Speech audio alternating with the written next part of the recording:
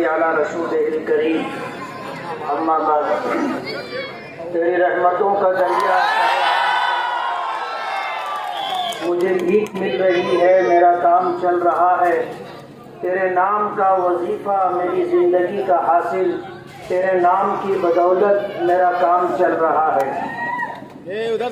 आज के इस इंतखाबी जलसे के सदर मोहतरम निहाल ट्रैक्टर वाला साहब, स्टेज पर तशरीफ फरमा, मुअज़्ज़ज़ीन शहर, कारपोरेटर हजरात, मेरे दोस्तों, बुजुर्गों और साथियों, और घरों में बैठकर हमारी बात सुनने वाली हमारी मुअज़्ज़ज़ माएँ और बहनें, आज हमारा ये जलसा हुडको कॉलोनी में हो रहा है।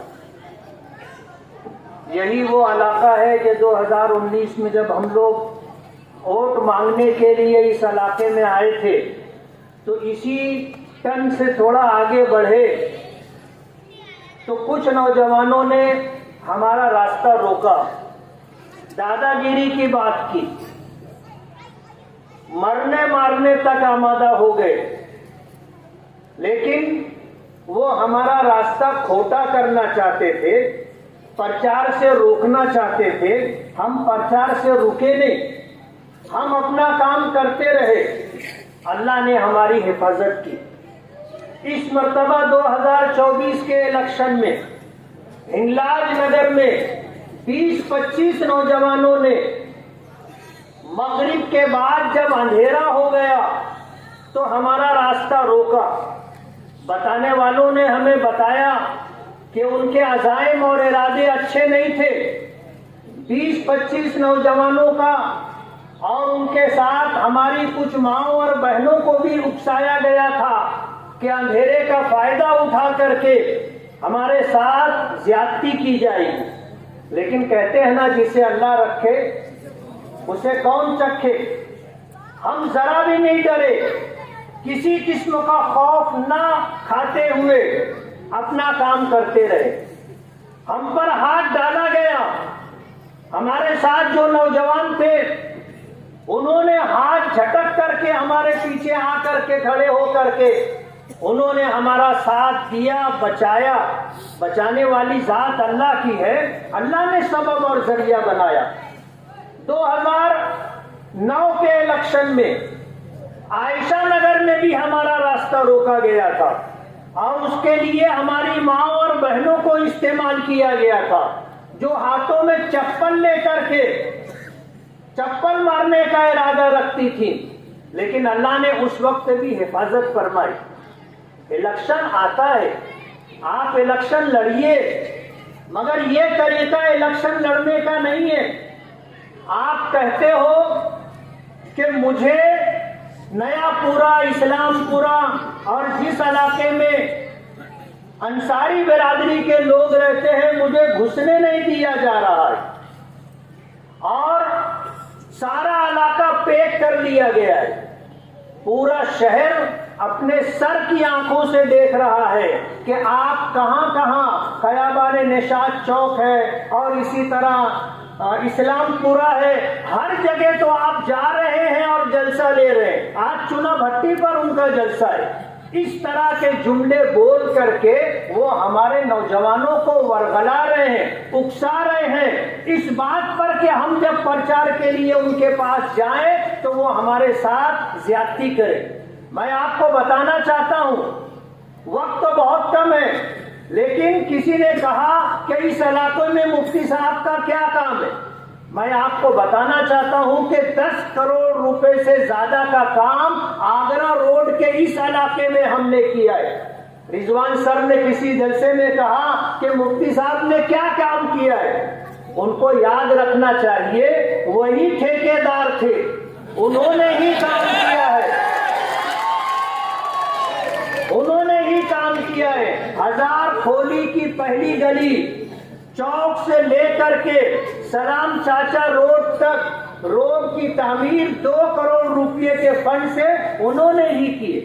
कम से कम थोड़ा तो आदमी में हया होनी चाहिए, थोड़ी सी तो शर्म होनी चाहिए कि ऐसी बात कहें जो बिल्कुल झूठ हो।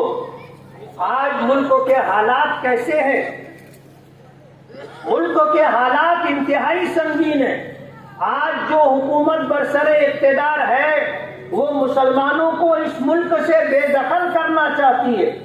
एनआरसी के नाम पर, सीएए के नाम पर आज की मौजूदा हुकूमत ये चाहती है कि इस मुल्क में मुसलमानों को बंधुआ मजदूर बना करके रखा जाए, इनको डिटेंशन कैंपों में रखा जाए, इनसे वोट देने का हक छीन लिया जाए और इनको अपने घर के अंदर एक गुलाम और एक बंधुआ मजदूर की तरह रहने पर मजबूर कर दिया जाए।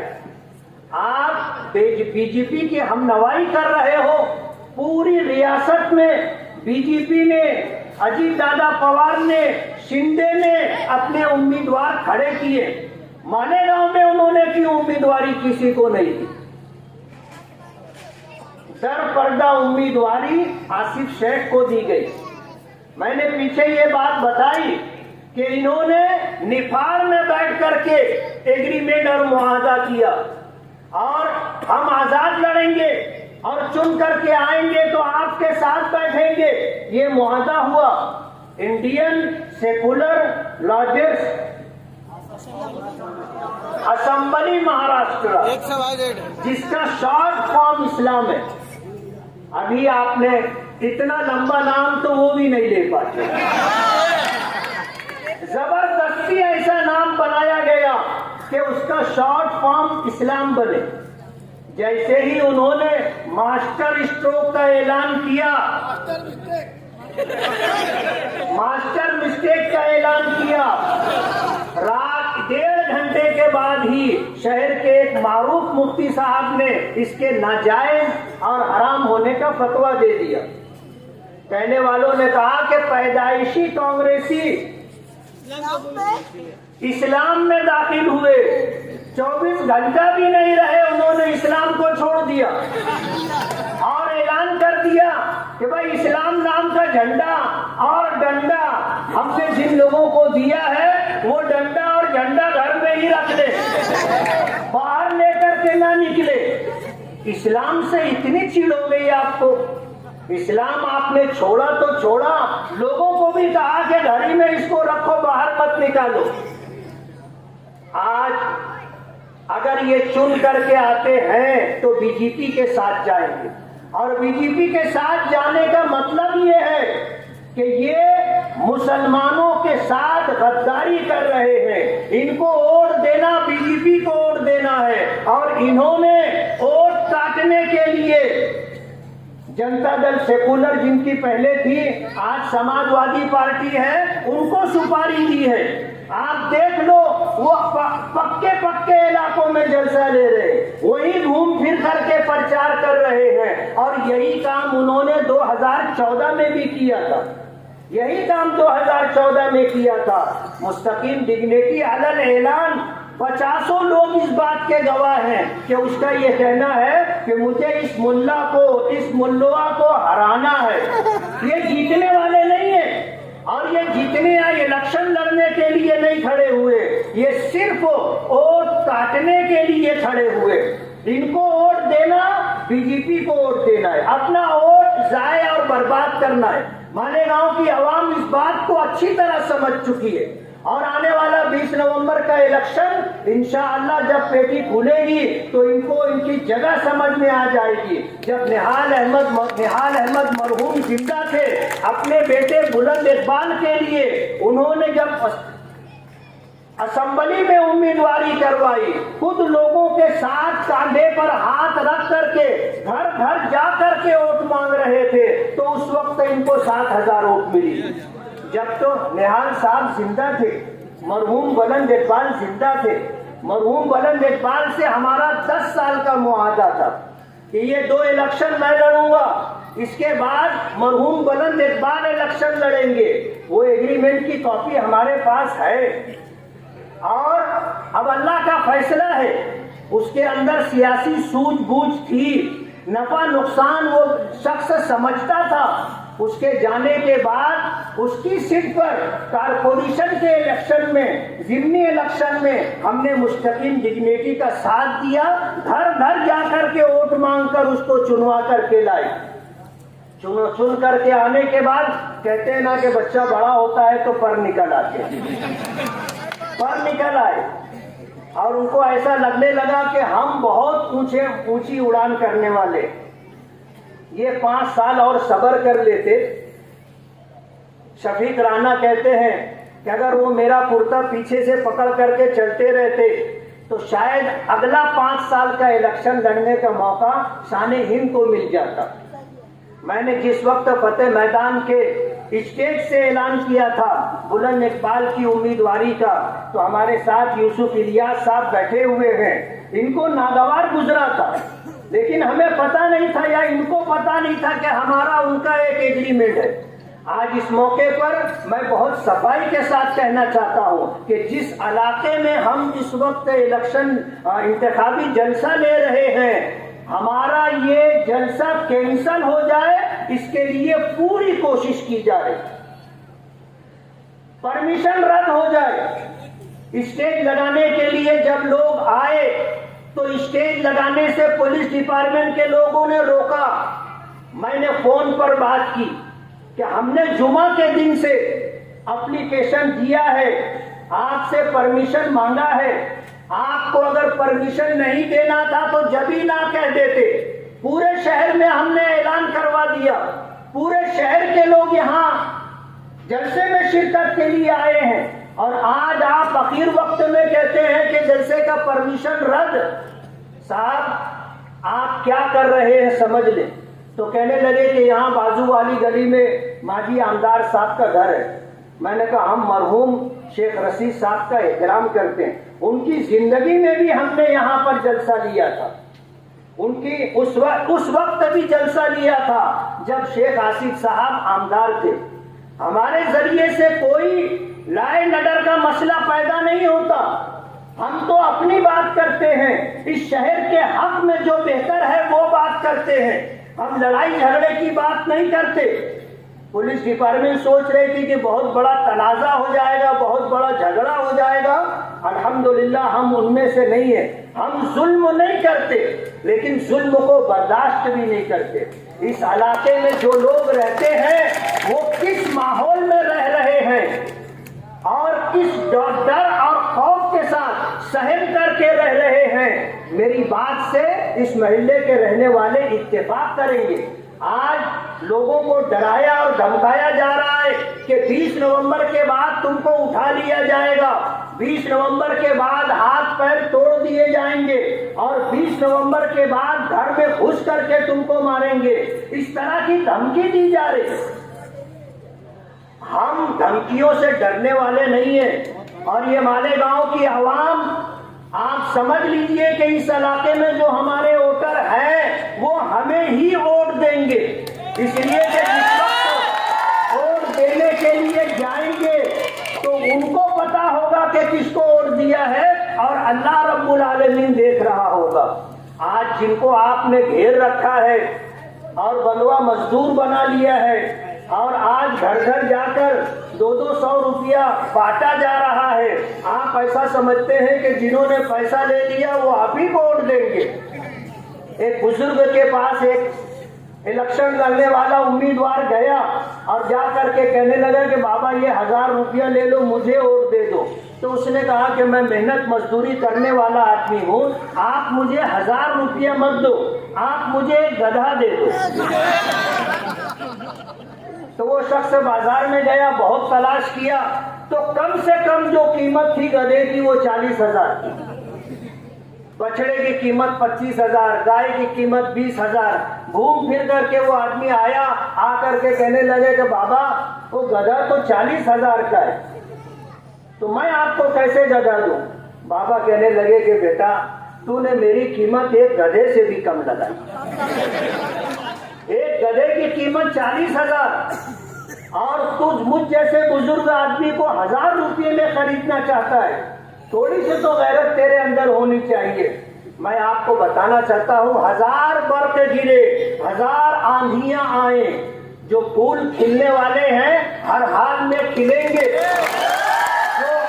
जो हमारे वोटर हैं इंशाअल्लाह वो हमें ही वोट देंगे। आप चाहे कितना पहरा लगा लो और कितना